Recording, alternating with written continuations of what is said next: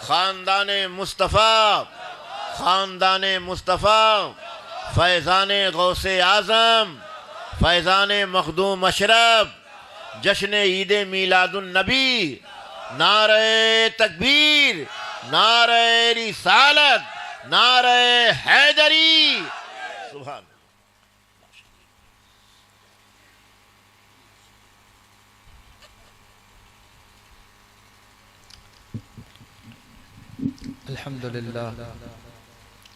अल्हम्दुलिल्लाहि रब्बिल आलमीन वल आक़िबतु लिल मुत्तक़ीन वस्सलातु वस्सलामु अला सय्यिदिल अंबियाइ वल मुरसलीन व अला आलिहि व अहलि बैतिहि व अस्हाबिहि व ज़ुर्रिय्यातिहि अजमईन।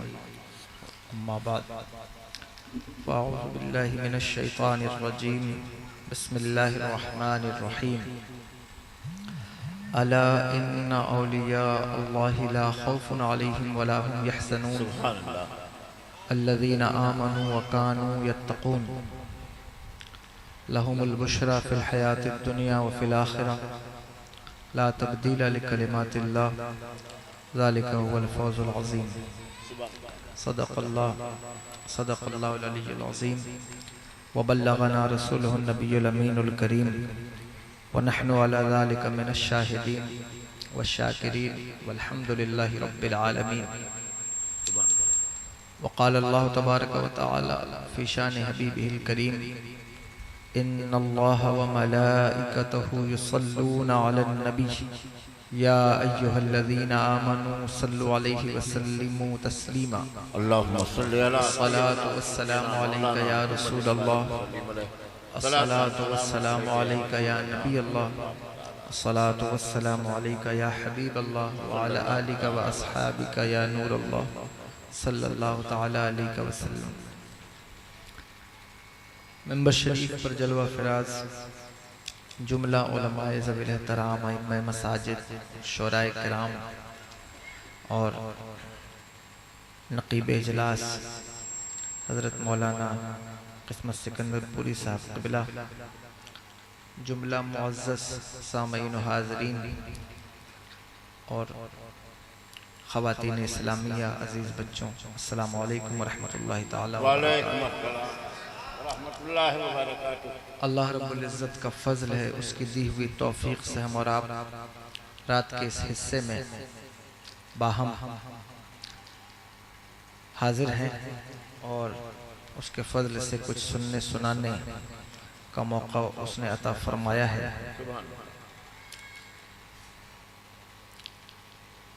ज़ाहिर है कि रात ज़्यादा हो गई है और आप सब बामक़सद और मसरूफ़ तरीन लोग हैं। मैं आपके वक्त को ज़्यादा लेना नहीं चाहता और कुछ बातें जो इस वक्त मेरे जहन में मुस्तहज़र हैं मैं अर्ज़ करने की कोशिश करूँगा। मुझे आपका कोई मबलग़ इल्म पता नहीं है, मुझसे किसी उन्वान के बारे में भी कोई बात नहीं की गई है, किसी मौजू का पाबंद भी नहीं किया गया है, लेकिन मैंने बैनर देख करके या सुन करके ये फ़ैसला कर लिया है कि ये जश्न गौसे आज़म भी है और जश्न ईद मिलादुन नबी भी है सल्लल्लाहु ताला अलैहि वसल्लम। तो मैंने एक ऐसी आयत कुरान पाक की पढ़ी है जो बराह रास्त औलिया को डील करती है। अगर आप उस पर कुछ सुनेंगे तो मैं इंशाअल्लाह कुछ बात आपसे अर्ज़ कर दूंगा और अगर आप नहीं सुनेंगे तो जो लोग मेंबर पर बैठे हैं उनमें से कुछ लोग ज़रूर सुनेंगे, मुझे उम्मीद है। सब सुनेंगे, कोई नहीं जाएगा। ख़वातीन मेरी माँ बहनें काबिल क़द्र हैं, मुअज़्ज़ज़ हैं, मैं उनका एहतराम करते हुए उनसे कहता हूँ अगर वो अपने चेहरे पे दुपट्टे रख लें तो ये मजलिस और बाबरकत हो जाएगी। और फिर वो अपनी दुआओं से मुझे नवाज कर कुछ बातें मुझसे सुन लें। एहसान शाकिर साहब कि पढ़ने में मुझे भी महसूस हुआ कि आज वो किसी तकलीफ़ से दो चार हैं। अल्लाह ताला उनको शिफा अता फरमाए। उनकी भरपाई तो मैं नहीं कर सकता, लेकिन मैं चाहता हूँ कि मैं भी चंद अशार नाते पाक शुक्रिया नवाजी, वाह। आइए साथ में मिलकर पढ़ते हैं। शायद क्यों बल्कि यकीनन नाते पाक से महफिल में नूर आता है, तबीयतें मसरूर होती हैं, बूढ़ों को जवानी आती है। आइए मिलकर पढ़ते हैं। दरूद शरीफ से शुरुआत करते हैं। अल्लाहुम्मा सल्ले अला सय्यिदिना मुहम्मदिन। अल्लाहुम्मा सल्ले अला सय्यिदिना मुहम्मदिन। अल्लाहुम्मा सल्ले अला सय्यिदिना मुहम्मदिन व अला आलिहि व सहबिहि व बारिक व सल्लिम। अल्लाहुम्मा सल्लि अला सय्यिदिना व मौलाना मुहम्मदिन। अल्लाहुम्मा सल्लि अला सय्यिदिना मुहम्मदिन। है कलाम इलाही में शम्सुद्दुहा, तेरे चेहरे नूर फ़िज़ा की कसम। कसमे शब तार में राज ये था कि हबीब की ज़ुल्फ़े दोता की कसम। कसमे शब तार में राज ये था कि हबीब की ज़ुल्फ़े दोता की कसम। तेरे खुल्क़ को हक़ ने अज़ीम कहा, तेरी खिल्क़ को रब ने जमील किया। कोई तुझसा हुआ है न होगा शाह, कोई तुझसा हुआ है न होगा शाह। तेरे खालिक हुस्न अदा की कसम। अल्लाहुम्मा सल्लि अला सय्यिदिना व मौलाना मुहम्मदिन। अल्लाहुम्मा सल्लि अला सय्यिदिना व मौलाना मुहम्मदिन व अला आलिहि व सहबिहि व बारिक व सल्लिम। अल्लाहुम्मा सल्लि अला सय्यिदिना व मौलाना मुहम्मदिन। वो खुदा ने है मर्तबा तुझको दिया, न किसी को मिले न किसी को मिला। वो खुदा ने है मर्तबा तुझको दिया, न किसी को मिले न किसी को मिला। के कलाम मजीद ने खाई शहा, के कलाम मजीद ने खाई शहा। तेरे शहरो कलाम बका की कसम। अल्लाहुम्मा सल्लि अला सय्यिदिना व मौलाना मुहम्मदिन। अल्लाहुम्मा सल्लि अला सय्यिदिना व मौलाना मुहम्मदिन। तेरा मसनद नाज है अर्श बरी, तेरा महरम राज है रूह अमी। तेरा मसनद नाज है अर्श बरी, तेरा महरम राज है रूह अमी। तू ही सरवर है दो जहां है शाह, तू ही सरवर है दो जहां तेरा मिसल नहीं है खुदा की कसम अल्लाहुम्मा सल्ली अला सय्यिदिना व मौलाना मुहम्मदिन अल्लाहुम्मा सल्ली अला सय्यिदिना व मौलाना मुहम्मदिन। एक शेर आप मेरे साथ पढ़ लीजिए, आखिरी प्रोग्राम का वक्त है और दूसरा पहर है, मकबूलियत का वक्त है। मेरे साथ वजीफे के तौर पे इसको पढ़ें।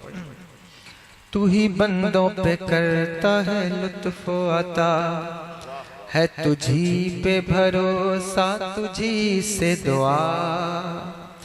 तू ही बंदों पे करता है लुत्फ अता, है तुझी पे भरोसा तुझी से दुआ।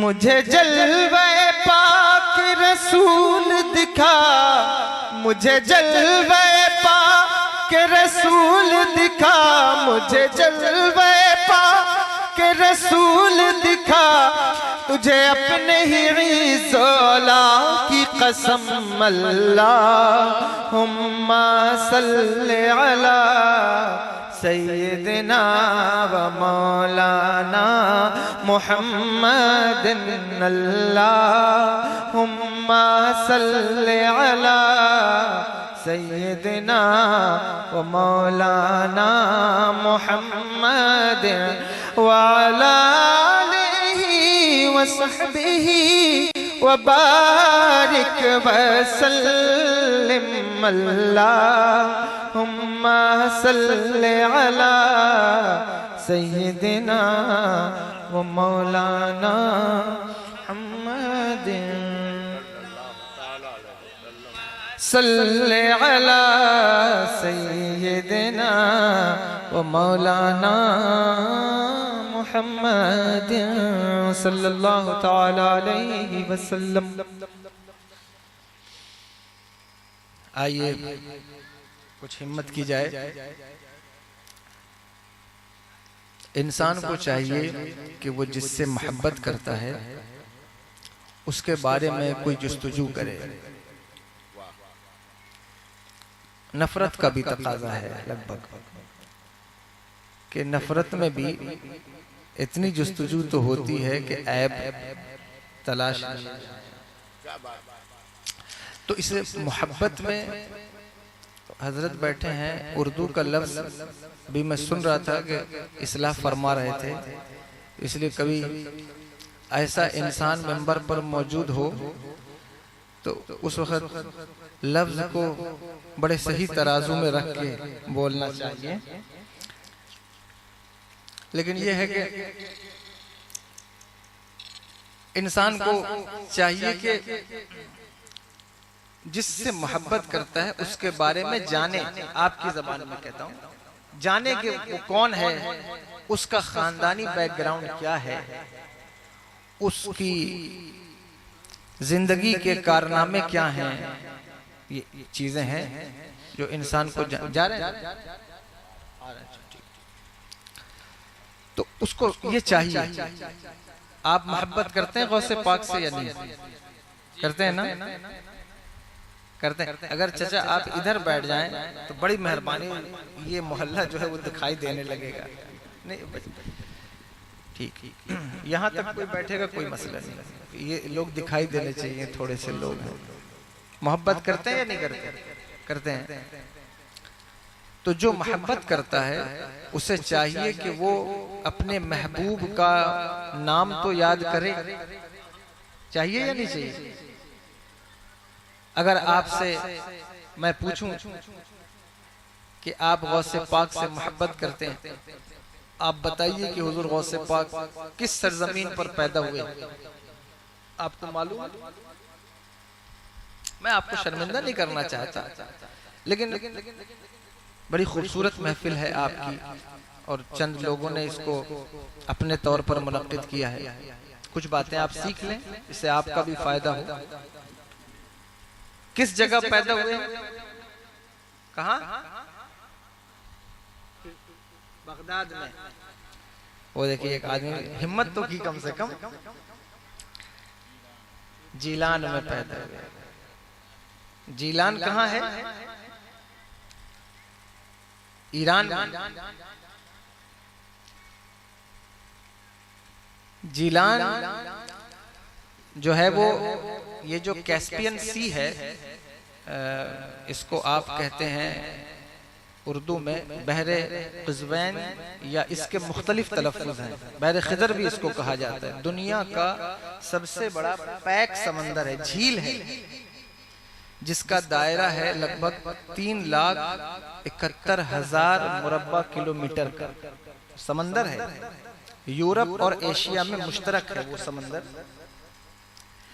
इसका जो सेमी सर्कल है कैस्पियन सी का, इसमें लगभग 5 मुल्क आबाद हैं इसके किनारों पर। समझ रहे हैं कि नहीं? समझ में आ रही है बात? या नहीं? उसमें तुर्किस्तान है, अज़रबैजान है, इधर ईरान है और कई मुल्क हैं जो उसके साहिल पर लगे हुए हैं, उनकी सरहदें लगती हैं। मोजम बुल्दान में ये इस्लाम का एक गैजेटियर है। हर गांव की, हर शहर की नाम, उसकी वजह तस्मिया, उसको याकूत हमवी उन्होंने इकट्ठा किया है कि फला गांव का नाम क्यों पड़ा, ये नाम क्यों पड़ा, या ये जगह का नाम ये क्यों है। उन्होंने इस पर बहस की, जितना हो सका जो रिकॉर्ड मिल सके उन्होंने उसको जमा कर दिया। उन्होंने जीलान का तस्करा करते हुए लिखा है कि हजरत नूह अलैहिस्सलाम की चौथी पुश्त में उनके दो पोते, किसके? हजरत नूह अलैहिस्सलाम के 2 पोते इस सरजमीन पर आए। एक का नाम था मोगान और एक का नाम था जीलान। जीलान इस कैस्पियन सी के जुनूबी साहिल पर आबाद हुए और मोगान उसके मगरबी साहिल पर आबाद हुए, जिधर अब वो मोकान है। तो जीलान को जो फारसी बोलने वाले थे, उन्होंने जीम को गाफ से बदल लिया, उसका नाम कर दिया गीलान। किसी भी गैर मुल्की जबान को, देखो अभी मैं जबान का तस्करा कर रहा था, हजरत चले गए। किसी भी गैर मुल्की जबान को जब आप नेचुरलाइज करते हैं, यानी कि उसको अपनी जबान में ढालते हैं, तो कायदा इस्तेमाल होता है ना। जैसे ये शायर लोग बैठे हैं, ये सब जानते हैं। उर्दू में अगर आप किसी लफ्ज को अपनी जबान में ढालें तो कायदा इस्तेमाल होता है कौन सा? तहनीद का। बहुत से ऐसे अल्फाज हैं जो उर्दू के नहीं हैं, लेकिन उनको उर्दू ने नेचुरलाइज कर लिया है। मसलन जैसे अंग्रेजी ये इंग्लिश का लफ्ज तो नहीं है, ये उर्दू का लफ्ज है, लेकिन इंग्लिश को नेचुरलाइज किया है तो उसे कर लिया अंग्रेजी। समझाने के लिए कह रहा हूं आपको, ताकि आप थोड़ी देर इस पर तवज्जो दें, आपकी तवज्जो आए इस बात की तरफ। इसी तरह एक लफ्ज है अरबी का इफरात और तफरीत, उसको उर्दू ने नेचुरलाइज कर लिया। क्या कर लिया? अफरा तफरी। कहते हो नहीं कहते? जैसे आज आप कर रहे हैं अफरा तफरी। इसी तरह फारसी में कोई लफ्ज फारसी वाले लेना चाहें तो उसमें कायदा इस्तेमाल होता है, उसको कहते हैं तफरीस। इस तरह अरबी में भी कायदा इस्तेमाल होता है। हर जबान के अपने अपने कायदे हैं। तो ईरान वालों ने जीलान को गाफ से बदल दिया, जीम को क्या कर दिया? गीलान। और जब हुजूर गौसुल आजम रजी अल्लाह अन्हु बगदाद आए, यहाँ के लोग अरबी बोलते थे, तो पूछा कहाँ से आए? कहा गीलान से। तो अरबी में चूंकि गाफ नहीं, तो इन्होंने फिर गाफ को जीम से बदल लिया और फिर कर लिया जीलान। तो ये इस नाम का बैकग्राउंड था जो मैंने आपको बता दिया।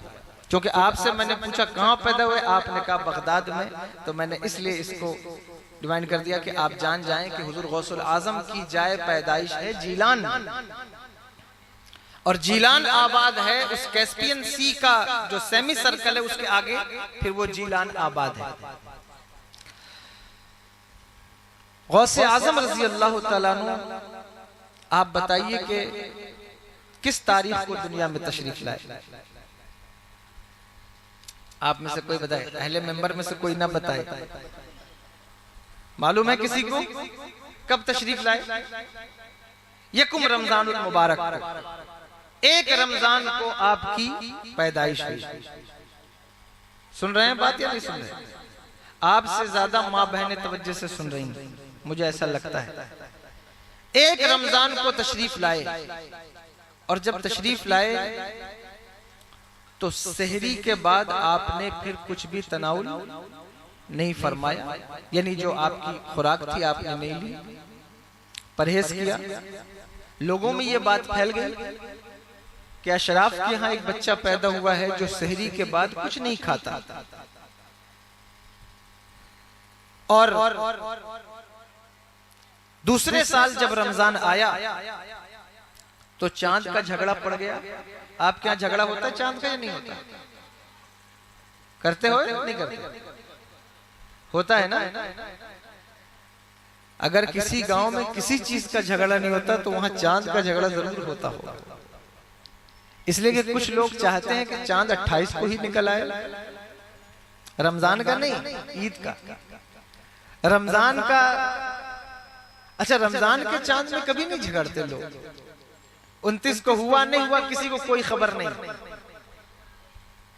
लेकिन ईद का चांद अगर 29 को नहीं कुछ तो 28 को ही चाहते हैं कि चांद निकल आए। लेकिन बहरहाल उस जमाने में भी चांद नहीं दिखा, लोगों में 2 धड़े बन गए, 2 ग्रुप के, चांद दिखा नहीं दिखा।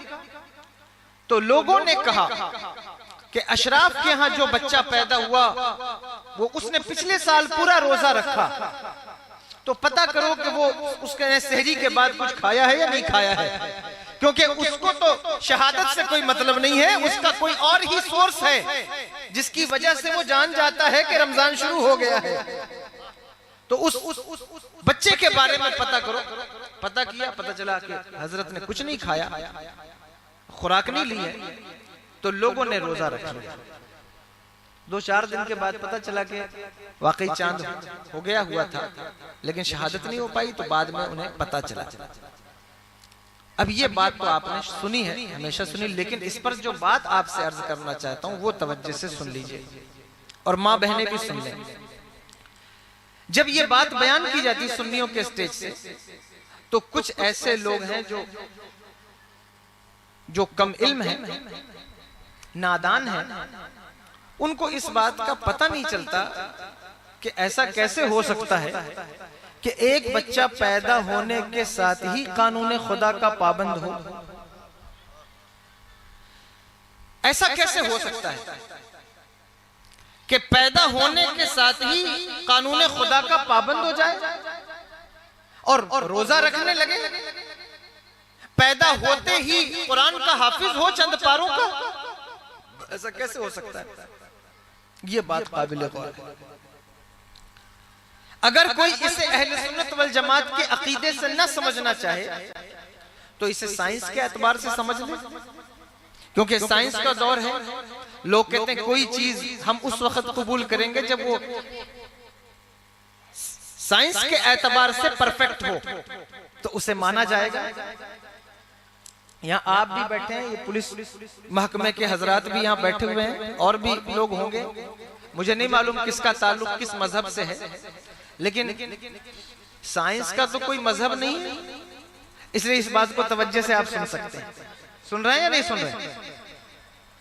आपका रिस्पॉन्सिव एटीट्यूड बताना चाहिए कि आप सुन रहे हैं, वरना मैं तकरीर खत्म कर दूंगा। समझे आप? तो आप आज भी चले जाएं, यहूदियों का अभी तस्करा हो रहा था, तस्करा कर रहे थे। दुनिया के अंदर यहूदी एक ऐसी कौम है जिसके बारे में ये कहा जाता है कि इनका जो दिमाग है ये गॉड गिफ्टेड है, यानी दिमाग के मामले में, माइंड के मामले में ये सबसे आगे है। ये बात मैं नहीं कह रहा हूं, ये आम बात है जो बात कही जाती है। सबसे ज्यादा बड़े बिजनेसमैन, कैपिटलिस्ट उनके यहां पाए जाते हैं। क्यों? उसकी वजह क्या है? उसकी वजह यह है कि वो अपने बच्चों का बहुत एहतमाम करते हैं, उनकी परवरिश का वो बड़ा ख्याल करते हैं। जब से उनकी यहाँ औरतें प्रेग्नेंट होती हैं, यानी प्रेगनेंसी का टाइम शुरू होता है, हमल से होती हैं, पेट से, उसी वक्त वो अपने बच्चों की तरबियत शुरू कर देते हैं। कैसी तरबियत करते हैं? तरबियत ऐसे करते हैं कि वो अपनी औरतों को, अपनी बीवियों को पजल्स देते हैं, वो मैथ के क्वेश्चंस देते हैं, कभी उनको फिजिक्स पढ़ाते हैं, और वो किताबें हल करती हैं, सवाल हल करती रहती हैं। वो सीरियल नहीं देखती, यहाँ माँ बहनें बैठी हैं, तवज्जो से मेरी बात सुन। वो पजल्स दे देते हैं, गेम देखा है आप उसको हल करने वाला, या वो मैथ के क्वेश्चन देते हैं। ये चीजें ऐसी नहीं है जो कोई सुनी सुनाई बात मैं आपसे कर रहा हूं, बहुत तवज्जो से सुनिएगा इस बात को। उनसे पूछा गया, बल्कि एक लाइव टेलीकास्ट में एक यहूदी पादरी से, उनके आलिम से पूछा गया कि आप इसका एहतमाम करते हैं? उन्होंने कहा हाँ हम करते हैं एहतमाम। कहा ऐसा क्यों करते हैं कि आप अपनी औरतों को जिस वक्त वो पेट से होती हैं उन्हें आप ये सवाल देते हैं, क्वेश्चन देते हैं, फिजिक्स पढ़ाते हैं, केमिस्ट्री पढ़ाते हैं, हिस्ट्री पढ़ाते हैं, ये क्यों करते हैं? उसने कहा हमारे यहाँ जो बच्चे इतने माइंडेड पैदा होते हैं उसकी वजह यही है कि हम अपनी औरतों को सीरियल और फिल्में नहीं दिखाते, हम अपनी औरतों को वलीमे में डांस नहीं कराते, बल्कि हम अपनी औरतों को इन अय्याम में घर में रखते हैं, उनको नेचर के करीब रखते हैं, उनको ताजी हवा देते हैं, उन्हें अच्छी ग़िज़ा खिलाते हैं, और उन्हें मैथ के, फिजिक्स के, केमिस्ट्री के क्वेश्चन हल करने को देते। कहा वो क्यों? कहा जितना ज्यादा वो तालीम की तरफ मुतवज्जे होती है, उनकी कोख से पैदा होने वाला बच्चा उतना ही ज्यादा ब्रिलियंट होता है। आप बात सुन रहे हैं या नहीं सुन रहे? उतना ही ज्यादा माइंडेड होता है। आप मुझे बताओ, अगर किसी की माँ फिजिक्स पढ़े, किसी की माँ बच्चे को पेट में रखकर केमिस्ट्री पढ़े, किसी की माँ साइंस पढ़े, तो उसका बच्चा साइंटिस्ट पैदा होता है। और अगर किसी की माँ बच्चे को पेट में रखकर तहज्जुद की नमाज अदा करे, अल्लाह की याद करे, कुरान की तिलावत करे, तो बच्चा अल्लाह का वली क्यों नहीं पैदा? ये बात नारे तकबीर, नारे रिसालत, फैज़ाने गौसे आज़म, वाह माशाअल्लाह, बहुत अच्छा। बोलो होगा कि नहीं होगा? यही वजह है कि आप कहते हैं अब ऐसे बच्चे नहीं पैदा होते। आप अपने औरतों का एहतमाम कीजिए, जिस वक्त वो इस कंडीशन में हो उन पर मेहनत कीजिए, वो दुरूद शरीफ का विर्द करें। ये पढ़ाया जाता है, बताया जाता है या नहीं बताया? वो जितना ज्यादा कुरान पढ़ेंगी, वो जितना ज्यादा अच्छी बातों का तज़किरा करेंगी, उसका असर बच्चे के ऊपर होता है। ये बात मैंने साइंसी तौर पर इसलिए कही कि अगर मैं इसको सिर्फ इस्लामिक तौर पे कहता तो शायद आप ये कहते कि ये फरसुदा ख्याल लोग हैं, ऐसी बात करते हैं, इसलिए मैंने इस जबान में इस बात को कहा है। अमेरिका के अंदर एक इदारा है, उसका नाम है द फर्स्ट 7, यानी इब्तदाई 7 सालों तक बच्चों को क्या सिखाना है, उनकी तरबियत कैसे करनी है, वो इदारा सिर्फ इसी चीज के लिए है। क्योंकि वो कहते हैं कि इंसान की सारी जिंदगी में इंसान कभी उतना इल्म, उतनी तरबियत, उतने मैनर्स नहीं सीख सकता जितना वो इब्तदाई 7 साल में सीख सकता है। 7 सालों में जो कुछ सिखाना हो वो बच्चों को सिखाओ।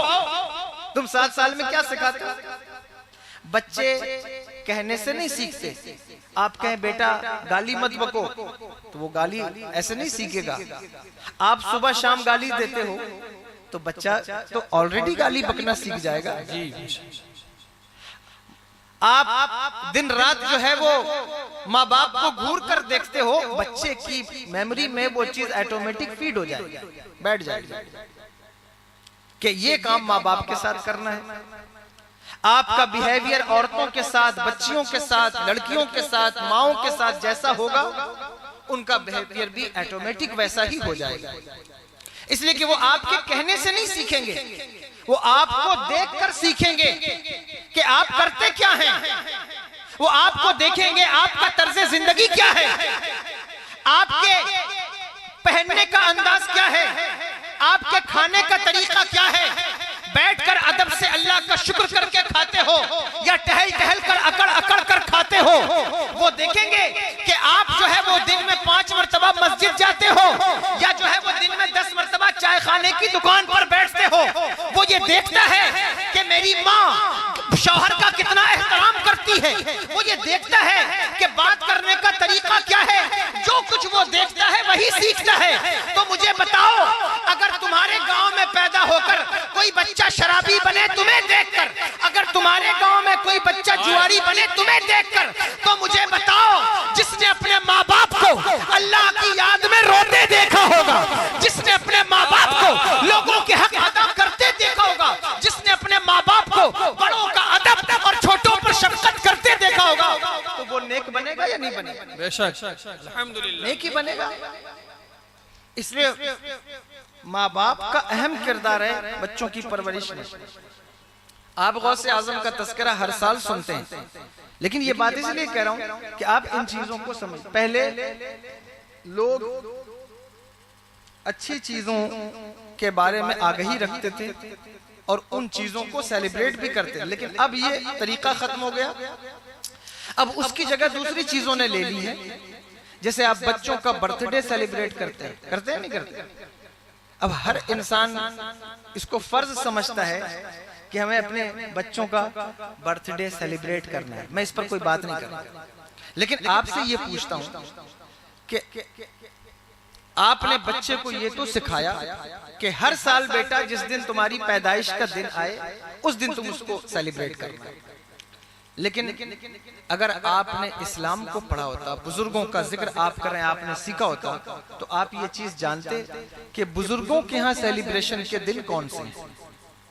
आपको मालूम है जब बच्चा 4 साल 4 महीने 4 दिन का होता है तो हमारे यहाँ उसकी रस्म बिस्मिल्लाह कराई जाती है जी, इसका सेलिब्रेशन होता है।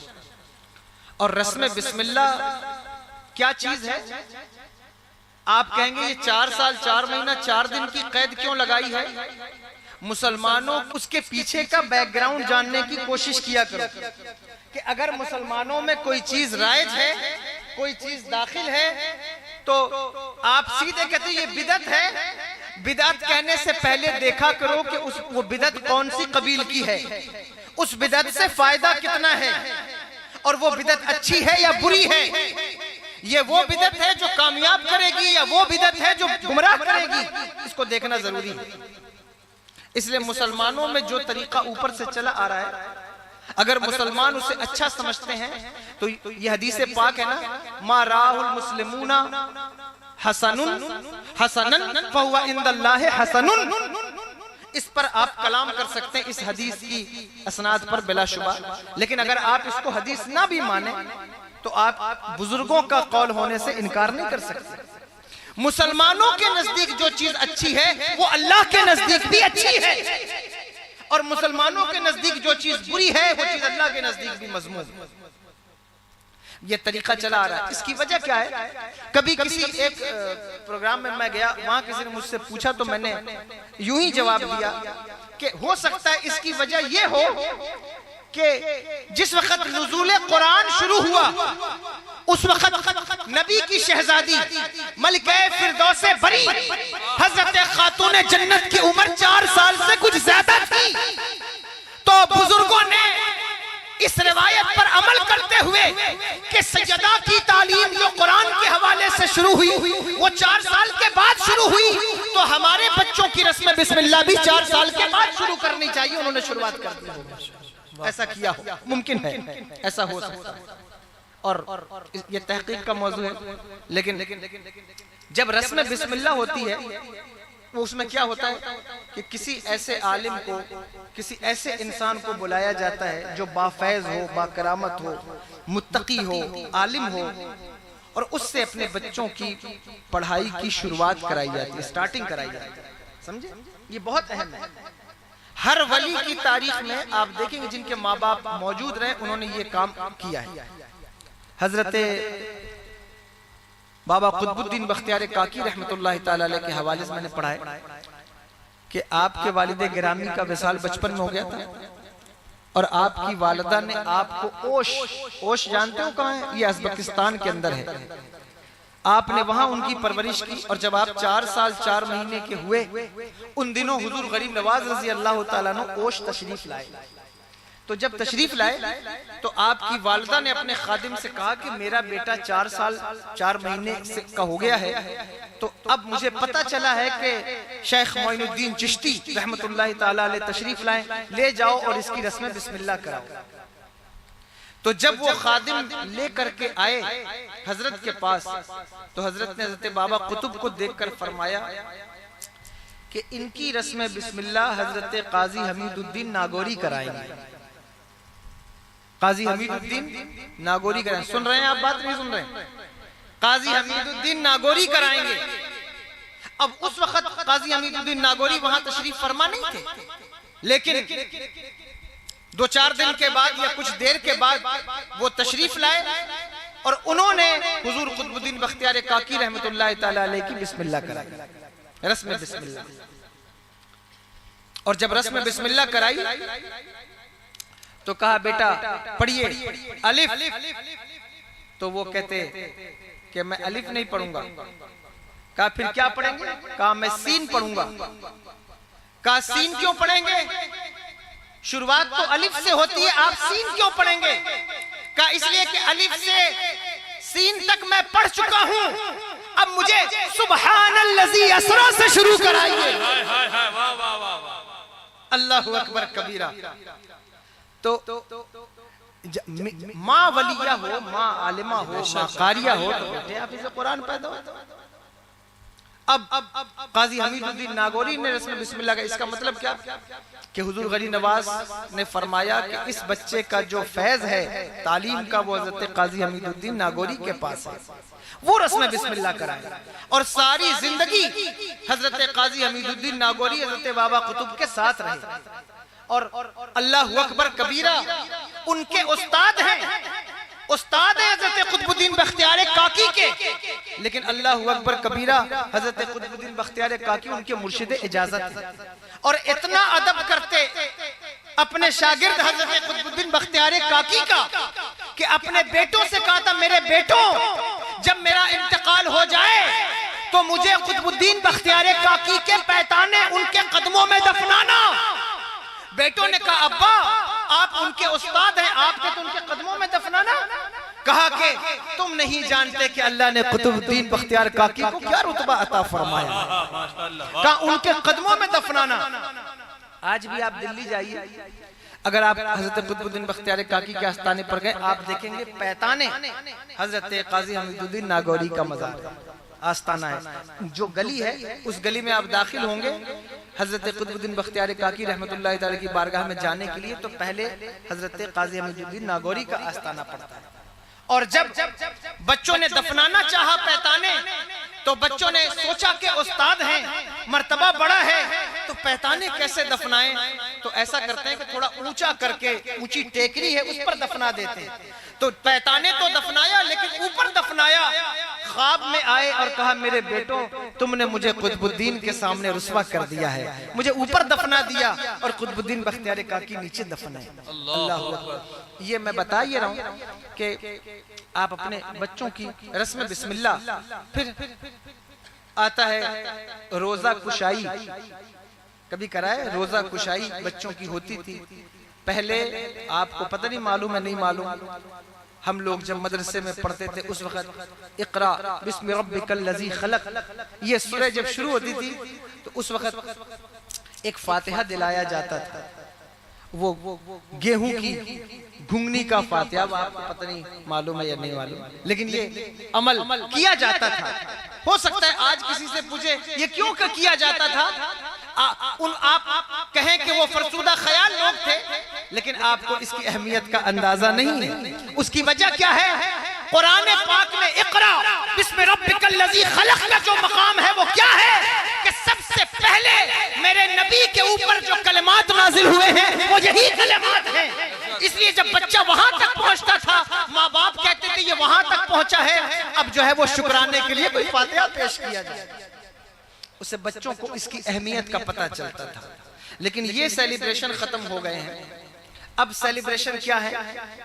बर्थडे का सेलिब्रेशन है, मैरिज एनिवर्सरी का सेलिब्रेशन। लोग तो अपनी गाड़ियों की एनिवर्सरी मनाते हैं, उसका भी बर्थडे मनाते हैं। लेकिन ये चीजें आपके मुआशरे से खत्म। गौसे आजम की तारीख सुनने का मतलब ये है कि आप अपने बच्चों की तरबियत इस अंदाज में करें। 7 साल की उम्र में बच्चों को नमाज पढ़ाने का हुक्म है कि उन्हें डांट कर जबरदस्ती नमाज पढ़ाई जाए, उन्हें नमाज की आदत डाली जाए।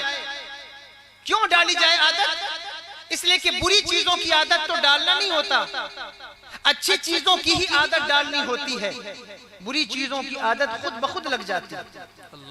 बच्चे 8 साल के होते हैं, कितने ऐसे लोग मेरे पास भी आते हैं कि हजरत बच्चा मेरा सिगरेट पीता है, आप कोई तावीज दीजिए सिगरेट ना पीए। 12 साल के बच्चे साहब शराब पी रहे हैं।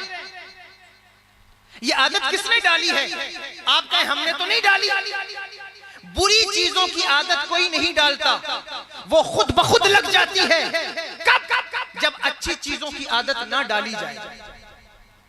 वो मैं एक कहा करता हूं, ये बात बहुत अहम है कि चढ़ान में गाड़ी को ऊपर ले जाने के लिए एक्सीलरेट करना होता है तो गाड़ी ऊपर जाती है। पीछे लाने के लिए बैक गियर नहीं डालना है, बस एक्सीलरेटर लेना छोड़ो, खुद ब खुद पीछे आएगी। दुनिया में अगर पढ़ने लिखने के लिए, काबिल बनने के लिए मदरसों की, स्कूल की, यूनिवर्सिटी की जरूरत है। स्कूल जाना होता है, मदरसे जाना होता है। जाहिल बनने के लिए कोई स्कूल नहीं है, जाहिल बनाने के लिए कोई यूनिवर्सिटी नहीं है। बस स्कूल जाने की आदत छोड़ दो, खुद ब खुद इंतजाम है जाहिल बनने का। समझे आप? इसलिए शराब पीने, गांजा पीने, ड्रग्स लेने, इन सारी चीजों के लिए किसी आदत की जरूरत नहीं। बस नमाज की आदत ना डालो, महफिलों की आदत ना डालो, ये आदत खुद ब खुद लग जाएगी। तुम्हें कोशिश करना होगा अपने बच्चों को इन आदतों से बचाने के लिए अच्छी आदतें। वो अच्छी आदतें क्या? कभी आपने मेहनत की है? माँ बहनें भी यहाँ बैठी हैं, सुन रही मेरी बात, कि आप कहते हो कि बच्चे तुम 5 साल के 6 साल के, तुम्हें नमाज पढ़ना चाहिए। हजरत बाबा फरीद की वालिदा मुसल्ले के नीचे शक्कर रखती हैं। आज तो वलियों की जिंदगी डिस्कस की जाए तो लोगों को आग लगती है ना कि वलियों की जिंदगी क्यों डिस्कस करते हो, कुरान और हदीस की बात करो, बस हम वही मानेंगे, उसके अलावा कुछ नहीं मानेंगे। हजरत गौसे आजम का नाम लेकर कोई आयत तो नहीं पढ़ी जा सकती ना, क्योंकि उस वक्त तो नुज़ूल कुरान का सिलसिला बंद हो चुका हुआ है। बल्कि जो लोग नुज़ूल कुरान के वक्त मौजूद हैं, अगर उस दौर में भी किसी का नाम लेकर के कोई आयत पढ़ी जा सकती, इसकी इक्की दुक्की मिसाल है। किसी का नाम लेकर नेम वाइज कुरान की आयत नहीं पढ़ी जा सकती, इसलिए कि ये कोई शादी का शजरा नहीं है, शादी का सेहरा नहीं है कि जिसमें खालू का, फुफ्फा का, नाना का, सबका नाम आए। ये कोई नॉवेल की किताब नहीं है, ये कोई चिट्ठी नहीं है। कुरान एक कानून की किताब है, एक विजडम है, उसूल की किताब है कि जिससे उसूल निकलते हैं। लेकिन कुछ लोग ऐसे हैं जो कहते हैं हम नहीं माने, आप कुरान में दिखाओ। 11वीं कहाँ है, कुरान में दिखाओ। 12वीं कहाँ है, कुरान में दिखाओ। जो कुरान में नहीं है वो नाजायज। उससे पूछो तेरा नाम कुरान में कहाँ है। अगर ये फतवा देता है कि जिसका नाम कुरान में ना हो वो नाजायज है, तो बता तेरा नाम कुरान में कहाँ है। अगर तेरा नाम नहीं है तो फिर वही फतवा खुद के ऊपर भी लगा कि जिस तरह 11वीं को नाजायज कहता है, इस तरह तू भी तो नाजायज होगा। बुजुर्गों से एतबार उठ गया। अल्लाह के वलियों बुजुर्गों की सीरतों को, उनको बयान करना लोग मायूब समझते हैं। अल्लाह के बंदों और नौजवानों बिलखुसूस मैं तुमसे कहता हूं, अल्लाहु अकबर कबीरा, अपने बुजुर्गों को याद रखो।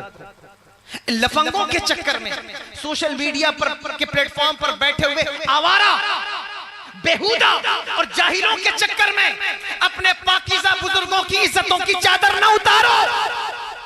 उन्होंने जो दीन तुम्हें दिया है, उन्होंने जो काम तुम्हारे लिए किया है, वो कोई कमेटी, कोई प्लेटफॉर्म, कोई जमात मरते दम तक नहीं कर सकेगी। चैलेंज के साथ लोग कहते हैं साहब बुजुर्गों ने क्या काम किया है, हमारी कमेटियां काम कर रही हैं, हम सोशल मीडिया पर हमने इतने फॉलोवर्स बना लिए, हम काम कर रहे हैं, हमने इतनी बड़ी जमात बना ली, हम काम कर रहे हैं। मैं कहता हूं सारी जमात और सारे सोशल मीडिया के प्लेटफॉर्म मिलकर वो काम नहीं कर सकते जो नबी की औलाद गरीब नवाज की एक नजर ने किया है, जो गौसे आजम की एक नजर ने किया है। तुम नहीं कर सकते ये काम। मैंने पढ़ा है हुजूर गौसे आजम की तारीख जिंदगी में कि हुजूर गौसे आजम खिताब फरमाते एक मजलिस में 50-50 हजार यहूदी ईमान लाते, 50,000 यहूदी एक महफिल में ईमान लाते। यहूदी कोई मामूली कौम नहीं, मुशरिकों का कलमा पढ़ना आसान है, लेकिन यहूदियों का कलमा पढ़ना ये टफ काम है, मुश्किल काम है, ये जिद्दी कौम है। लेकिन उन्होंने इस्लाम की सदाकत का एतराफ किया, माना है, और गौसे आजम की निगाह से ये काम किया। हजरत इमाम अहमद इब्न हंबल की तारीख जिंदगी में लिखा है कि जिस दिन आपका विसाल हुआ 2 लाख यहूदी आपके जनाजे को देखकर ईमान लाए, जनाजे को देखकर ईमान लाए। इससे पता चला कि जो लोग काम करते हैं जिंदगी में काम करते हैं, लेकिन मर्दाने खुदा जिंदगी में भी काम करते हैं, यहां से जाने के बाद भी काम करते हैं, उनके आस्ताने भी काम करते हैं। अल्लाहु अकबर कबीरा।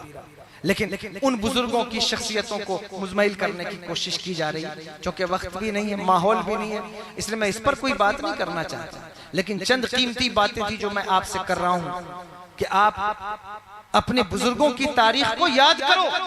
हजरत बाबा फरीद की वालिदा अपने बेटे के मुसल्ले के नीचे शक्कर रखती हैं कि या अल्लाह, या मेरे बेटे तू नमाज पढ़ेगा अल्लाह तुझे शक्कर देगा, नमाज पढ़ेगा अल्लाह तुझे शक्कर देगा। वो कहते हैं नमाज पढ़ते हैं और शक्कर खाते हैं। एक दिन आपकी वालिदा मौजूद नहीं है, बाहर है, नमाज असर का वक्त हो गया, दिल धड़कने लगा, या अल्लाह रोज मुसल्ले के नीचे शक्कर रखती हूँ, आज तो शक्कर रखने वाला कोई नहीं, मेरे बेटे ने मुसल्ला बिछाया होगा, वुजू किया होगा, नमाज के लिए खड़ा होगा, और नमाज के बाद जब मुसल्ला उठाएगा शक्कर को नहीं पाएगा, कहीं उसका धर्म टूट ना जाए, कहीं उसका भरम चकनाचूर ना हो जाए। ऐ मेरे मालिक, मैंने मेहनत करके उसे मुसल्ले तक पहुंचा दिया है, अब अपनी बारगाह में कबूल करना ये तेरा काम है। अल्लाहु अकबर कबीरा। धड़कते हुए दिल के साथ घर तशरीफ लाई तो देखा कि हज़रत बाबा फरीद मुसल्ले पर बैठकर शक्कर खा रहे हैं। कहा बेटा ये शक्कर कहां से मिली? कहा माँ जहां से रोज मिलती है, जहां रोज मिलती है वहां से आज भी मिली, लेकिन माँ आज की शक्कर का जो जायका है वो कुछ अलग है। रोज जो शक्कर मिलती है उसका जायका अलग था, आज की शक्कर का जायका अलग है। गले से लगा के कहती मेरे बेटे रोज तो शक्कर तेरी माँ रखती थी, आज शक्कर तेरे रब ने रखी है, तो उसका जायका क्यों नहीं अलग होगा? तो आपने कभी मेहनत की है कि आपके बच्चे नमाजी नमाज पढ़ने लग जाएं, उनको नमाज की आदत हो जाए? आप सोचते सारा काम तावीज से हो जाएगा, ऐसा नहीं। बचपन से उन्हें आदत डालनी होती है, बचपन से इन चीजों की हैबिट डालनी होती है। उन्हें अच्छा इंसान बनाने के लिए उनकी जिंदगी के इब्तिदाई 7 साल बहुत अहम है, बहुत खास है। आपने कितनी मर्तबा ये वाकया सुन रखा है कि हुजूर गौसुल आज़म रजी अल्लाह तआला अन्हु बगदाद के सफर पर निकले तो आपकी सदरी में जो है वो 40 अशरफियां टकी हुई हैं और वो अंदर से ली हुई है, किसी को नहीं मालूम। लेकिन जिस वक्त उनसे पूछा गया आपने फरमाया हाँ मेरे पास माल है। ये आपने सुन रखा है, लेकिन आपने कभी गौर किया कि ये बात क्यों की? का इसलिए की है क्योंकि माँ से वादा किया है कि कभी झूठ नहीं बोलूंगा। ये इस्तरारी कैफियत है। गौसे आजम कोई मामूली शख्सियत का नाम नहीं, जो पहले दिन से खुदा के कानून का पाबंद है, वो पहले दिन से खुदा के कानून का आलिम भी है। उसे मालूम है किस कंडीशन में क्या बोलना चाहिए क्या नहीं। लेकिन माँ से वादा जो किया हुआ है कि जब भी बोलूंगा सच बोलूंगा, फरमाया मैं झूठ नहीं बोल सकता। अल्लाहु अकबर। आप बच्चों के सामने सच बोलें, उन्हें झूठ बोलने पर तंबीह करें। आप उनसे कभी कोई झूठा वादा न करें। अगर आप झूठा वादा नहीं करेंगे, आपका बच्चा सच्चा हो, उसको सच बोलने की आदत हो। आप समझते हैं झूठ बोलना सबसे बड़ी कामयाबी है। जैसे किसी इंसान से कहा जाए कि बिजनेस करते हो, हाँ करता हूं, बरकत नहीं होती। उससे कहो झूठ बोलते हो, कहा हाँ झूठ बोलते हो। झूठ नहीं बोलूंगा कारोबार चलेगा कैसे? झूठ बोलने से कभी कारोबार नहीं चलता। झूठ बोलने से कभी कारोबार, ये बात ज़हन में रखना, तवज्जो करना। जिनका कारोबार चल रहा है झूठ बोलने से ना, वो उस मकाम तक कभी नहीं पहुंच पाएंगे जो उनको पहुंचना चाहिए अगर वो झूठ बोलते। जो कामयाब लोग हैं दुनिया में, उन्होंने लोगों का एतमाद हासिल किया है, लोगों का यकीन हासिल किया है। बोलो गलत कह रहा हूं या सच? बिजनेस के उसूल पर मेरी तकरीर मौजूद है। ये तो वक्त नहीं है कि बिजनेस करना कैसे चाहिए। इस्लाम के अंदर 10 पर्सनालिटीज ऐसी हैं जिनसे आपको उसूल बिजनेस सीखना चाहिए। हजरत अब्दुर्रहमान इब्न औफ हैं, हजरत उस्मान गनी हैं रजी अल्लाह ताला, अल्लाहु अकबर। उम्मुल मोमिनीन हजरत सैयदा खदीजतुल कुबरा रजी अल्लाह ताला अन्हा है। आप बिजनेस की बात करते हैं, उनको मलिका तुज्जार कहा जाता है। अरब में ताजिरों की मलिका। आपको मालूम है उनके पास अरब के 80,000 जहाज मौजूद थे। आप कहेंगे उस जमाने में जहाज कहां होते थे? ये जो कैमल ऊंट है, ये डेजर्ट का, रेगिस्तान का जहाज है। समझ रहे हैं आप या नहीं? इंपोर्ट एक्सपोर्ट के सारे काम उसी जहाज से होते थे उस जमाने में। और वो 80,000 जहाज उनके पास मौजूद थे, 80,000 ऊंट थे।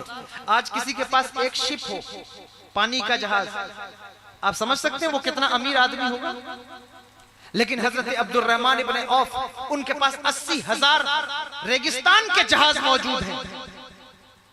रेगिस्तान में, डेजर्ट में चलने वाले जहाज। इतने बड़े बिजनेसमैन हैं, पूरे इलाके में, गांव में, शहरों में उनके ऊंट फैले हुए। इतने बड़े बिजनेसमैन। उन्होंने उसूल दिए बिजनेस के, लेकिन आपको उसको पढ़ने की फुर्सत नहीं है कि बिजनेस किया कैसे जा सकता है। आप समझते जितना झूठ बोलेंगे उतना बिजनेस हो। मैं आपको मिसाल देकर के समझाता हूं इस बात को, समझिए।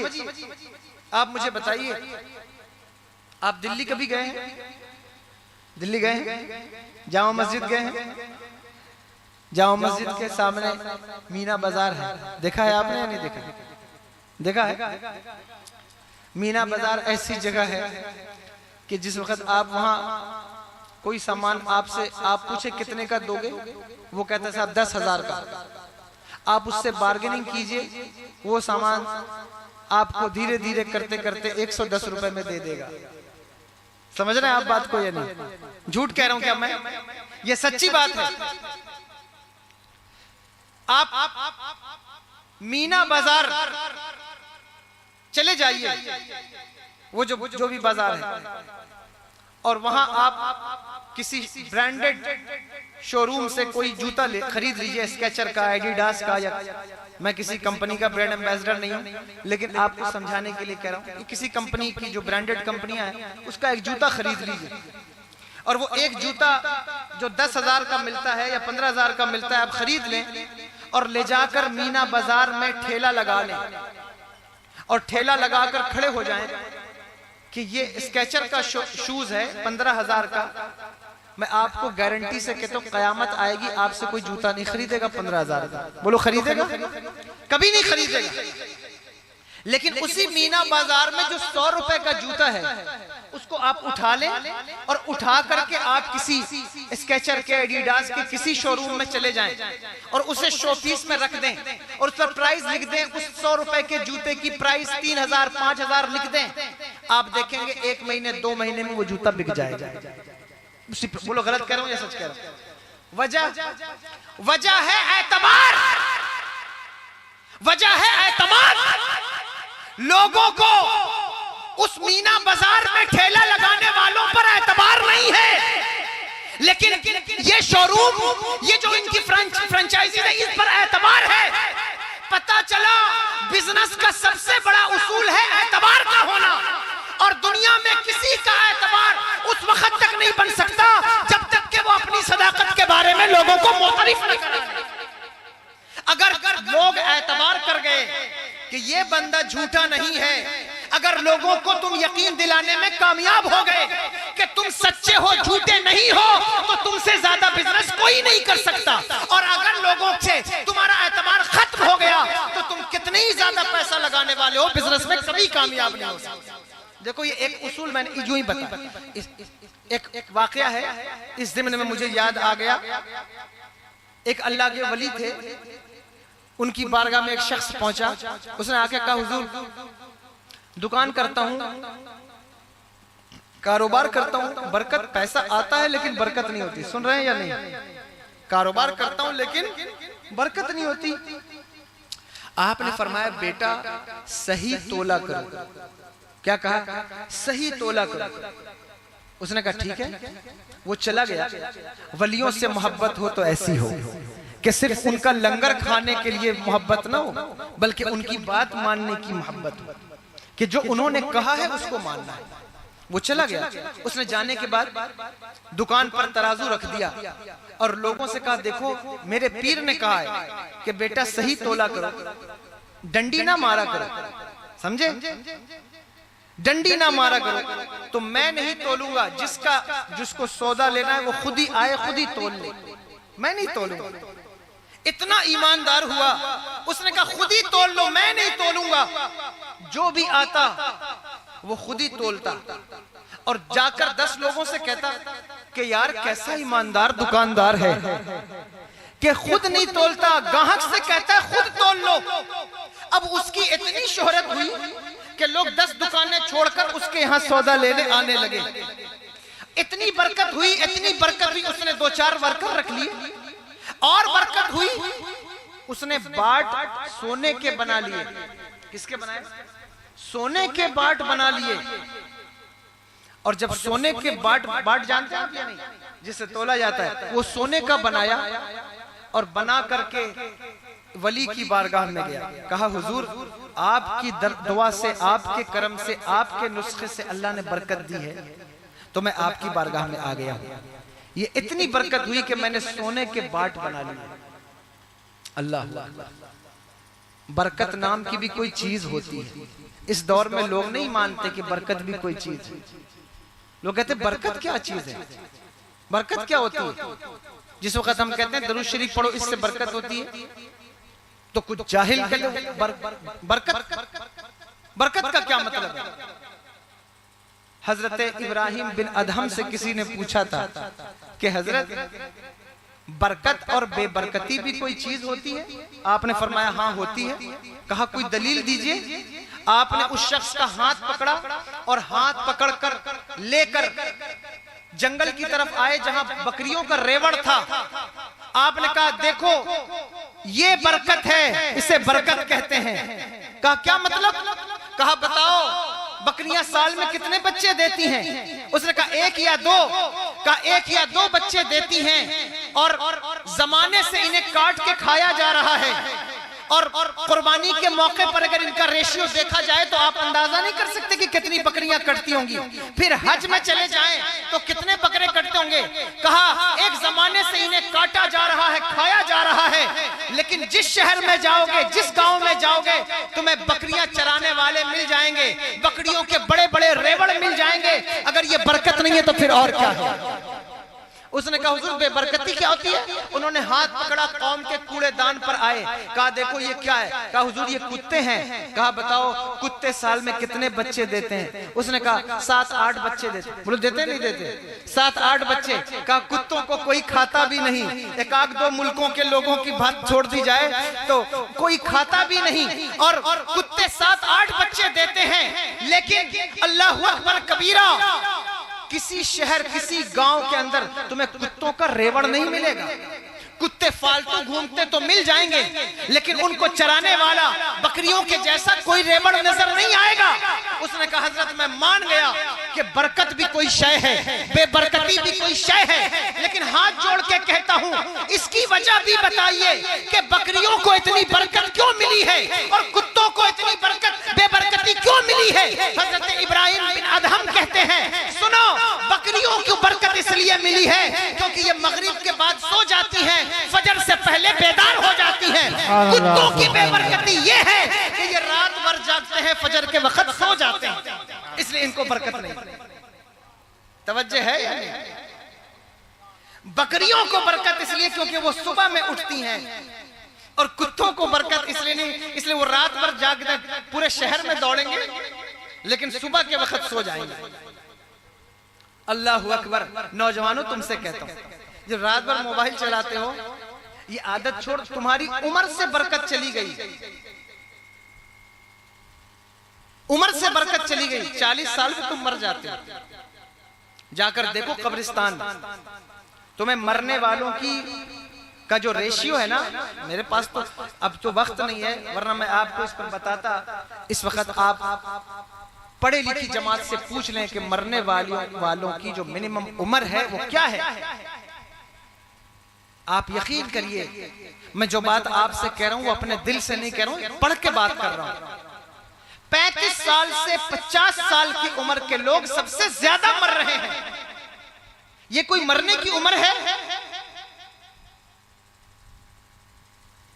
साहब? किडनी फेलियर के केसेस सबसे ज्यादा इसी उम्र के लोगों को। कार्डियोलॉजिस्ट की दुकानें भरी हुई हैं इन्हीं उम्र के लोगों से। हार्ट की प्रॉब्लम है, ब्रेन हेमरेज ज्यादातर 40 यानी 40 साल क्रॉस करने वालों को लगभग ये बीमारी हो रही है। जो इससे बच जाते हैं वो डिप्रेशन से मर जाते हैं। डिप्रेशन सबसे ज्यादा इस उम्र के लोगों को। 80 साल के यहाँ चचा बैठे हो बूढ़े, उनको डिप्रेशन आप नहीं दिखा सकते, लेकिन 40 साल का नौजवान है डिप्रेशन से मर रहा है। क्यों? ये मरने की उम्र तो नहीं, लेकिन 40 साल में तुम डिप्रेस्ड हो रहे हो और डिप्रेशन से फांसी लगा रहे हो। कोई ट्रेन के आगे कूद के जान दे रहा है, कोई पानी में छलांग लगाकर जान दे रहा है। ये बूढ़े जान नहीं दे रहे, बच्चे नहीं दे रहे, नौजवान दे रहे हैं। बोलो सर, गलत कह रहा हूं? नौजवान मर रहे हैं। बिजली से, करंट से, पानी से डूब के, आंधी से, तूफान से नौजवान मर रहे हैं। कुछ एग्जाम में फेल होकर सुसाइड करते हैं, कुछ इश्कबाजी में फेल होकर सुसाइड करते हैं, कुछ बिजनेस में फ्लॉप होकर सुसाइड कर रहे हैं, कैरियर को अंधेरा देखकर वो सुसाइड कर रहे हैं। जो बच जाते हैं उन्हें ट्रक वाले नहीं छोड़ते, डंपर वाले, वो उन्हें पीछे से मार रहे हैं बाइक से, वो वहां मर रहे हैं। नौजवानों, ये तुम्हारी उम्र मरने की नहीं है, लेकिन तुम्हारी उम्र से बरकत खींच ली गई है। वजह यह है कि तुम्हें सब कुछ याद आता है, खुदा याद नहीं आता। खुदा को याद करो, नमाजों की आदत डालो और अपने बच्चों को भी नमाजी बनाओ। अगर तुम बरकत चाहते हो, सुबह में उठो। तो यूपी के रहने वाले, यूपी के गांव में अक्सर विलेजेस मैंने देखा, लोग जल्दी सो जाते हैं, जल्दी उठते हैं सुबह। आप अपनी आदत मत खराब कीजिए, जल्दी सोइए, जल्दी उठिए। सुन रहे हैं या नहीं सुन रहे? खत्म कर दूं? खत्म ही कर रहा हूं, मैं वैसे भी खत्म ही करने जा रहा हूं। आप ये काम कीजिए तो आपको बरकत मिले। उसने कहा अल्लाह के वली से, हुजूर इतनी बरकत हुई कि मैं ये बाट सोने के बना लाया हूं। आपने फरमाया बेटा ले जाओ, इसे दरिया में डाल दो। वो लौट करके आया, अल्लाह के वली का मानने वाला था। हम में से कोई होता तो कहता इतनी बरकत हो गई, सोने का बाट दरिया में डालने को कह रहे हैं, तो कभी डालता। लेकिन पक्का सच्चा मानने वाला, उसने कहा जो कहा है वो करूं। उसको दरिया में डाल दिया, और जब दरिया में डाला, एक काफिला दरिया से गुजरा, उसके पैर में वो बाट लगा, उसको उठा कर ले आए। कहा कि यार ये तो फला दुकानदार का बाट है, वो इतना ईमानदार, इतना सच्चा दुकानदार है, उसका बाट यहाँ गिरा है। किसी और का होता तो ना देते, लेकिन उस दुकानदार का, चलो उसे वापस करके आते हैं। उसको जा करके वो बाट दिया, कहा ये अपना बाट ले, दरिया में पड़ा था। उसने वो बाट लिया, अल्लाह के वली की बारगाह में आया, आकर कहा हुजूर खुदा की कसम मैंने दरिया में फेंक दिया था, लेकिन फला काफिले वाले उठाकर ले आए। अल्लाह के वली ने मुस्कुरा कर कहा बेटा हलाल कमाओगे तो कहीं नहीं जाएगा, अगर दरिया में भी फेंक दोगे पलटकर फिर तुम्हारे पास वापस आएगा। हराम कमाओगे कभी बचा नहीं पाओगे, कमाते जाओगे लुटाते जाओगे, पेट नहीं भर सके। नारे तकबीर, नारे रिसालत, जश्न ईद मीलादुन नबी, जश्न गौसुल वरा, आले रसूल, खानदाने रसूल, नारे तकबीर, नारे रिसालत।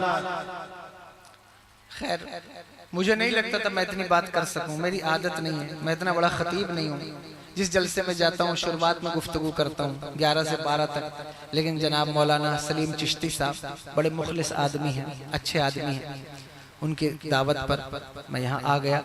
मैंने कुछ नहीं कहा कि मुझे आप कब बुलवाएंगे कब नहीं बुलवाएंगे, हालांकि ये 11वीं शरीफ का महीना है, लेकिन अगर मैं पहले बोलता तो मैं कोई ज्यादा बात आपसे कर सकता था और ज्यादा अपने मौजू पर बात कर सकता। जो इस वक्त मैं मौजू पर उसका हक नहीं अदा कर पा रहा हूँ, जो आयत मैंने पढ़ी मैं उस पर कोई गुफ्तगू नहीं कर पा रहा हूँ। उसकी वजह है ये ताख़ुर कि मैं उस पर कोई बात नहीं कर सका, और मैंने जो मुझको समझ में आया मैंने उस पर कुछ बात आपसे अर्ज कर दी। माँ बहनों से भी कहता हूँ अपनी इज्जत अपनी असमत का ख्याल करो और अपने बच्चों की परवरिश में ये बात ख्याल करो।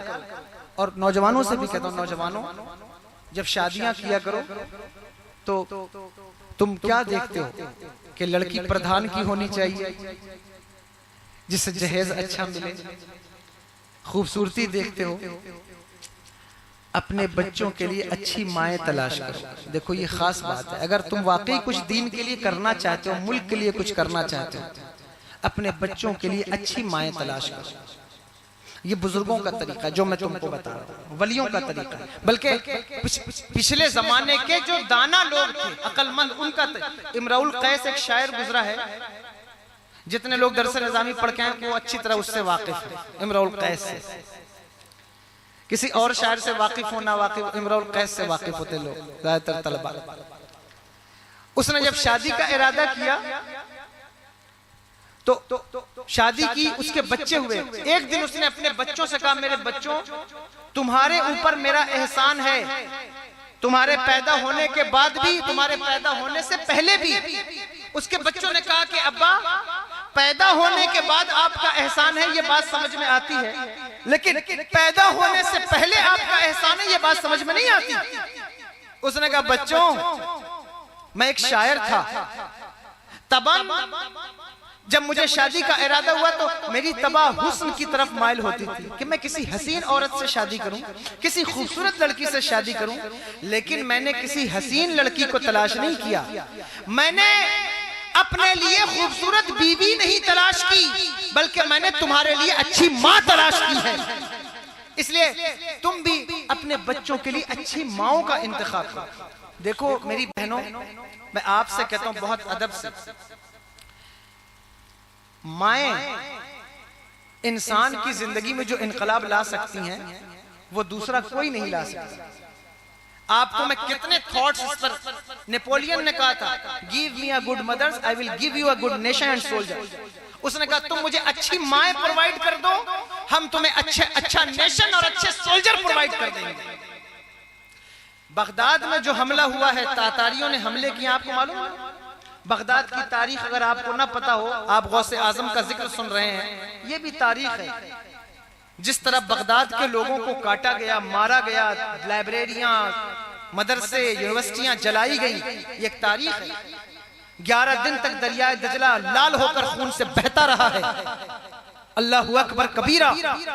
लेकिन आपको मालूम है कि जब मुसलमानों को वो मार चुके तो उनकी औरतें बच गई मुसलमानों की। तातारियों ने मुसलमानों की औरतों से निकाह कर लिया, औरतों से निकाह किया, लेकिन जब तातारियों के बच्चे उन मुस्लिम औरतों से पैदा हुए, सलाम है उन माओं पर, उन्होंने उन्हें तातारी नहीं बनाया बल्कि काबे का मुहाफिज बना दिया। ये बात मैं नहीं कह रहा हूं, ये अल्लामा इकबाल ने कहा था, है आया फितने तातार के अफसाने से, पासबा मिल गए काबे को सनम खाने से। अल्लाहु अकबर। तू ना मिट जाएगा ईरान के मिट जाने से, नशे मैं को गरज क्या पैमाने से, है आया फितने तातार के अफसाने से, पासबा मिल गए काबे को सनम खाने। वो माएँ थी जिन्होंने इतना बड़ा रिवॉल्यूशन पैदा किया, इतना बड़ा इनकलाब पैदा किया। मेरी बहनों, अगर तुम्हारा किरदार पाकीज़ा है, अच्छा है, तुम तालीम याफ्ता हो, तुम को अगर गीबत में, चुगली में, एक दूसरे की बुराई में, नुमाइश में, अगर इन चीजों में तुम्हारा जी नहीं लगता, बल्कि तुम्हें मालूम है तुम्हारे बाप का अदब क्या है, तुम्हें मालूम है तुम्हारी माँ का अदब क्या है, अल्लाहु अकबर कबीरा। मैं तो अक्सर कहता हूँ तकरीरों में, मेरी बहनों, तुम्हारा ये मनसब नहीं है कि चौक पे खड़े होकर गुटखा खाने वाला, सिगरेट पीने वाला रात भर तुमसे कॉल पर बातें करे, ये तुम्हारा मनसब नहीं। अल्लाह ने तुम्हें बड़ी इज्जतें दी, बड़ा वकार दिया है। मैं तकरीर करता था, किसी ने मुझसे पूछा, आप कहते हैं सबसे ज्यादा इस्लाम ने औरतों को प्रोटोकॉल इज्जत दी है, उसकी दलील? मैंने कहा उसकी दलील ये है कि हमारे यहाँ बड़े से बड़ा वली, चाहे वो गौस हो, कुतुब हो, अब्दाल हो, चाहे वो आम इंसान हो, हर इंसान की जन्नत को उठाकर किसी मर्द के पैरों के नीचे नहीं, किसी औरत के पैर के नीचे रख दिया गया है। इससे बड़ा सम्मान औरतों को और क्या दिया जा सकता था? समझ में आ रही है बात? ये औरतों का मनसब है, उनका मकाम है, बहनों का मकाम है। तुम्हारा मकाम ये नहीं कि तुम किसी बाप की इज्जत को सरे बाजार नीलाम करो, ये तुम्हारा मनसब नहीं। माँ का कलेजा तार तार करो, ये तुम्हारा मनसब नहीं। मोहल्ले का, शहर का नाम बदनाम करो, ये तुम्हारा मनसब नहीं। बल्कि तुम्हें तो वो इज्जत और वकार की चादर मुस्तफा जाने रहमत ने अता फरमाई है कि तुम्हारी कोख से, अल्लाहु अकबर कबीरा, यही वो औरत है जिसकी कोख से कभी अब्दुल कादिर जिलानी पैदा हुए हैं, कभी ख्वाजा गरीब नवाज पैदा हुए हैं। यही वो औरत है जिससे कभी आला हजरत पैदा हुए हैं, मुफ्ती आजम पैदा हुए हैं। अल्लाहु अकबर कबीरा। आज भी अगर तुम्हारा किरदार साफ, शफाफ, पाकीज़ा हो, आला हजरत न सही, जानशीन आला हजरत जरूर पैदा हो, गुलाम मखदूम सिमना जरूर पैदा हो। लेकिन आपको इस पर मेहनत करनी होगी कि आप अपनी औरतों पर, बच्चों पर मेहनत करें। हुजूर गौसुल आजम रजी अल्लाह तआला अन्हु पहले दिन से खुदा के कानून के पाबंद हैं, और फिर कमाल क्या मिला, मनसब क्या मिला, वो आप सब जानते हैं। फरमाया गया उन्हीं के बारे में, मेरे इमाम कहते हैं, इब्ने ज़हरा को मुबारक हो उरूसे कुदरत, कादरी पाए तसद्दुक मेरे दूल्हा तेरा, वाह क्या मर्तबा ए गौस है बाला तेरा, ऊंचे ऊंचों के सरों से कदम आला तेरा, शुक्र के जोश में जो है वो तुझे क्या जाने, खिज्र के होश से पूछे कोई रुतबा तेरा, तुझसे दर दर से सक सक से है मुझको निस्बत, मेरी गर्दन में भी है दूर का डोरा तेरा, इस निशानी के जो सग हैं नहीं मारे जाते, हश्र तक मेरे गले में रहे पट्टा तेरा। अस्तगफिरुल्लाह रब्बी मिन कुल्लि ज़ंबिन व अतूबु इलैहि व मा अलैना इल्ला अल बलाग। बहुत मुबारकबाद जिन लोगों ने आज का ये प्रोग्राम मुनक्किद किया, उनको मैं दुआ करता हूँ उनके लिए। आइए दुआ करें। अस्तगफिरुल्लाह रब्बी मिन कुल्लि ज़ंबिन व अतूबु इलैहि, अस्तगफिरुल्लाह रब्बी मिन कुल्लि ज़ंबिन व अतूबु इलैहि, अस्तगफिरुल्लाह रब्बी मिन कुल्लि ज़ंबिन व अतूबु इलैहि, अशहदु अल्ला इलाहा इल्लल्लाह व अशहदु अन्ना मुहम्मदन अब्दुहु व रसूलुहु। या अल्लाह या रहमान या रहीम, अपने फजल व करम से इस मजलिस को, महफिल को अपनी बारगाह में शरफ कबूलियत अता फरमा। हर किस्म की बला, वबा, मुसीबत से इस गाँव की हिफाजत फरमा। औरतों, बच्चों, नौजवानों, बुजुर्गों, सबकी हिफाजत कर। बिलखुसूस जिन लोगों ने ये प्रोग्राम मुनक्किद किया है मौला, उनके घर में, खानदान में मौला, उनके रिश्तेदारों में सबको बरकतें अता फरमा, उनके कारोबार में भी बरकतें अता फरमा। सबके सदक़े से मौला जो बीमार हो उन्हें शिफाए कामिला, सेहत आजिला अता फरमा। परेशान हाल हो उनकी परेशानियां दूर फरमा, मुसीबत ज़दा हो उनकी मुसीबतें दूर फरमा। ऐ मेरे मालिक, सबके सदक़े मेरी माँ को भी शिफा, सेहत और आफियत अता फरमा, मुझे भी शिफा, सेहत और आफियत अता फरमा। जितने मेहमान आए और लौटेंगे मौला, सबको अमन और अमान दे। हर किस्म के एक्सीडेंट, हादसात, बलायात से हम सबकी हिफाजत फरमा मौला, सेहत और आफियत दे, बरकतें दे। अपने फजल व करम से जुमला सभी को नमाजी बना, नमाज की तौफीक अता फरमा। जो गुमराह हैं मौला, उन सभी को राह हिदायत अता फरमा।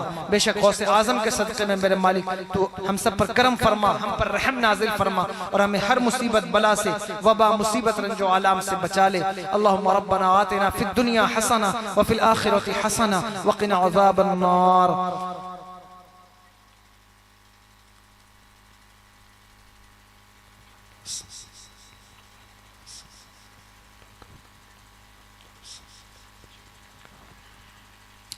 इन्नल्लाह व मलाइकतहु युसल्लूना अलन नबी या अय्युहल्लज़ीना आमनू सल्लु अलैहि व सल्लिमू तस्लीमा अल्लाहु रब्बु मुहम्मदिन सल्लल्लाहु अलैहि वसल्लम नहनु इबादु मुहम्मदिन सल्लल्लाहु अलैहि वसल्लम सलातु व सलामुन अलैका या रसूलल्लाह सल्लल्लाहु तआला अलैहि वसल्लम व सल्लल्लाहु तआला अला खैरि खल्क़िही व नूरि अर्शिही मुहम्मदिन व आलिहि व सहबिही अजमईन बिरहमतिका या अरहमर राहिमीन बहक़ ला इलाहा इल्लल्लाह मुहम्मदुर रसूलुल्लाह।